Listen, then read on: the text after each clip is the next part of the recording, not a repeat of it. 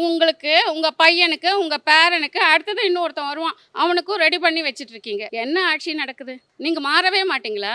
மக்கள் உங்களுக்கு வச்சிருக்காங்க பாருங்க. இந்த வாட்டி தெரியும். 26ல தெரிய போகுது உங்களோட தண்டவாளம்லாம் தண்டவாளம் ஏறப்போகுது. தாத்தாக்கு அதே குத்புத்தி தான். எம்ஜிஆரோட சீட்ட புடுங்கி உட்காந்துக்கிட்டாரு. அங்க இருக்கிற கலெக்டர் எல்லாம் சேர தள்ளி விட்டுட்டு, அந்த சேர்ல இவங்க ஏறி உட்காந்துக்கிட்டு கை தட்டிட்டு வந்துட்டாங்க. கேலரியில உட்கார போறதுக்கு இவ்வளோ சீன் எல்லாம் போட்டு போனாங்க. அந்த மந்திரிங்க அவங்களுக்கு தொடையில டஸ்ட் பட்டுருச்சாலும் தொடச்சி விடுறாங்களாம்.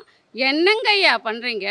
எங்களால் தேர்ந்தெடுக்கப்பட்டு ஏன்னா எங்களுக்கெல்லாம் ஓசி பஸ் கொடுத்துட்டீங்கள, அதனால் எங்களோட ஓசி சீட்டில் ஏறி உக்காந்துக்கிட்டு எங்கள் சீட்டு அது எங்களோட சீட்டு. அந்த சீட்டில் ஏறி உக்காந்துக்கிட்டு நீங்கள் உங்களுக்கு, உங்கள் பையனுக்கு, உங்கள் பேரனுக்கு அடுத்தது இன்னொருத்தன் வருவான். அவனுக்கும் ரெடி பண்ணி வச்சிட்ருக்கீங்க. என்ன ஆட்சி நடக்குது? எப்போ மாற போகிறீங்க? நீங்கள் மாறவே மாட்டீங்களா?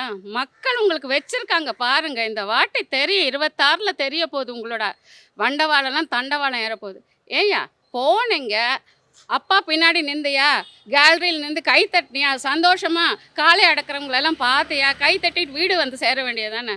அதை விட்டுட்டு சேரில் ஏறி உக்காந்துக்கிட்டு, அதுவும் படித்து கஷ்டப்பட்டு ஒரு முன்னேற்ற பாதைக்கு போய்க்கிற ஒரு கலெக்டர், அந்த பதவிக்கு வர அந்த பையன் எவ்வளோ கஷ்டப்பட்டுருப்பாரு. அவரோட சீட்டை பிடுங்கி உட்கார்றது எப்போவுமே அவங்களுக்கு தாத்தாக்கு அதே குத்புத்தி தான். எம்ஜிஆரோட சீட்டை பிடுங்கி உட்காந்துக்கிட்டாரு.